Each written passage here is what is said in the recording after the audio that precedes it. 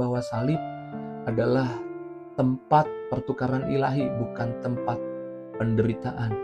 Di atas kayu salib terjadi pertukaran dosa dan kebenaran.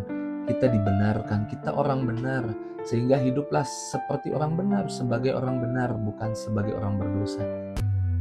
It is the time for morning with the word. Puji Tuhan, selamat pagi, bergabung lagi di Morning with the Word, YouTube channel saya, Mario Marcelo. Pagi ini kita mau mengingat bahwa Tuhan kita sudah mati di atas kayu salib.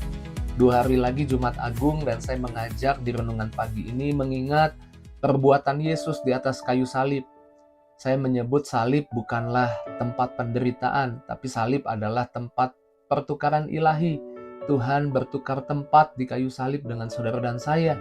Kita yang harusnya ada di sana, tapi Tuhan menggantikan tempat kita supaya kita mengalami pertukaran ilahi. Pertukaran apa? Yang pertama saya mencatat pertukaran dosa dan kebenaran. Saya ulang, pertukaran dosa dan kebenaran. 2 Korintus pasalnya yang kelima ayat 21 dikatakan, dia yang tidak mengenal dosa telah dibuatnya menjadi dosa karena kita, supaya di dalam dia kita dibenarkan oleh Allah. Ada pertukaran dosa dan kebenaran. Dosa kita ditanggung di atas kayu salib dan Yesus memberikan kita kebenaran. Dalam teks lain dikatakan Allah mengambil Kristus yang tidak berdosa lalu mencurahkan dosa kita kepadanya. Sebagai dampaknya Allah memberikan berkat yang menjadi miliknya, kebenaran yang menjadi miliknya, menjadi milik kita. Ingat satu kali ahli Taurat orang Farisi melempar wanita yang kedapatan berdosa, kedapatan berzina di kaki Yesus, melempar kepada Yesus. Lalu hendak mencoba Yesus, apa yang akan Yesus perbuat? Karena hukum Musa mengajar bahwa jika ada wanita ketangkap berzina, maka dia harus dirajam. Dan Yesus menulis di tanah. Setelah Yesus menulis di tanah, Yesus berkata, siapa yang tidak pernah berdosa, silahkan lempar duluan. Alkitab berkata mulai dari yang tua semuanya pergi. Dan akhirnya semua pergi. Tinggal Yesus dan satu wanita berdosa ini. Lalu Yesus berkata kepada dia, aku pun tidak menghukum kamu. Pergilah dan jangan berbuat dosa lagi. Pembebasan Yesus lakukan buat wanita ini. Wanita ini adalah bagian dari apa yang akan ditebus Yesus di atas kayu salib. Sehingga kita tahu akhirnya wanita ini mengakhiri hidupnya dalam kebenaran, hidup dalam kebenaran, melayani di panti jompo dan mati tua dalam kebenaran Yesus, percaya Yesus, melayani Yesus. Di kayu salib ada pertukaran. Pertukaran apa? Dosa dan kebenaran. Dosamu ditanggung di atas kayu salib, sekarang kita orang benar. Karenanya melangkahlah sebagai orang benar, berkatalah sebagai orang benar, berpikirlah sebagai orang benar. Salib adalah tempat pertukaran ilahi. Lalu saya mencatat yang kedua, salib adalah tempat pertukaran kutuk dan berkat. Di dalam Galatia 3 ayat 13-14 dikatakan, Kristus telah menebus kita dari kutuk hukum Taurat dengan menjadi kutuk karena kita di kayu salib, supaya berkat Abraham sampai kepada bangsa-bangsa lain melalui Kristus Yesus. Supaya berkat Abraham sampai kepada kita. Di kayu salib ada pertukaran. Yesus menjadi miskin di atas kayu salib. Alkitab berkata supaya kita menjadi kaya karena kematiannya di atas kayu salib. Dan Alkitab menggambarkan hal ini di padang gurun ketika bangsa Israel bersungut-sungut dan kemudian berkata bahwa percuma kami ada di sini, tidak ada air, tidak ada makanan. Lalu kemudian Allah murka dan kemudian ular berbisa memagut mereka dan beberapa orang Israel mati. Lalu Musa berdoa kepada Tuhan. Dan Tuhan berkata kepada Musa, kalau kita lihat di Bilangan 21 ayat 8, maka berfirmanlah Tuhan kepada Musa, buatlah ular tedung dan taruhlah itu pada sebuah tiang. Maka setiap orang yang terpagut, jika ia melihatnya akan tetap hidup. Kemudian Ayat 9, lalu Musa membuat ular tembaga dan menaruhnya pada sebuah tiang. Maka jika seseorang dipagut ular dan ia memandang kepada ular tembaga, itu tetaplah ia hidup. Gambaran salib bahkan telah dinubuatkan di Perjanjian Lama dalam kisah ular tembaga ini.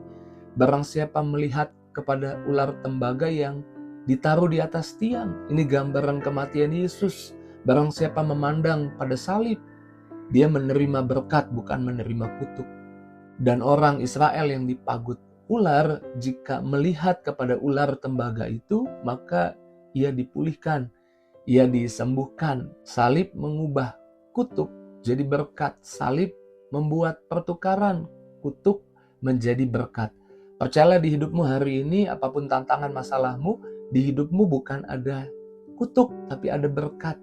Sehingga engkau percaya di ujung masalahmu bukan kehancuran, di ujung masalahmu bukan sesuatu yang membuat hidupmu jadi berantakan. Di ujung masalahmu ketika engkau memandang kepada salib, ada mujizat, ada berkat, ada jawaban doa. Salib adalah tempat pertukaran ilahi, bukan tempat penderitaan. Kemudian saya mencatat salib adalah tempat pertukaran kematian dan kehidupan. Yohanes 10 ayat 10, pencuri datang hanya untuk mencuri, membunuh, dan membinasakan. Salib adalah tempat pertukaran dari kematian kepada kehidupan. Setelah kita mati, masih ada kehidupan berikutnya. Kita tidak mengalami kematian kekal, tapi kita mengalami kehidupan yang kekal setelah kematian. Tahu dari mana? Bahkan kisahnya digambarkan ketika Yesus membangkitkan Lazarus. Setelah kematian ada kebangkitan dan Lazarus hidup. Ini adalah sebuah gambaran ketika ada Yesus, ada salib Yesus di hidup kita. Kita tidak mengalami kematian kekal, tapi kita mengalami hidup yang kekal. Jadi pagi ini apa yang kita perlu renungkan tentang salib dan menjadi berkat buat kehidupan kita hari ini? Yang pertama, kita sadari bahwa salib adalah tempat pertukaran ilahi, bukan tempat penderitaan. Di atas kayu salib terjadi pertukaran dosa dan kebenaran. Kita dibenarkan, kita orang benar, sehingga hiduplah seperti orang benar, sebagai orang benar, bukan sebagai orang berdosa. Yang kedua, salib pertukaran antara kutuk diubah jadi berkat. Di kayu salib kita melihat ada pertukaran berkat. Di atas kayu salib pertukaran kematian dan kehidupan. Pagi ini biarlah menyambut Jumat Agung, kita boleh bersyukur akan salib Yesus. Kita boleh ada sebagaimana kita ada karena salib Yesus. Kita boleh hidup hari ini karena salib Yesus. Bahkan kita boleh menikmati anugerah dan kasih karunia-Nya karena salib Yesus.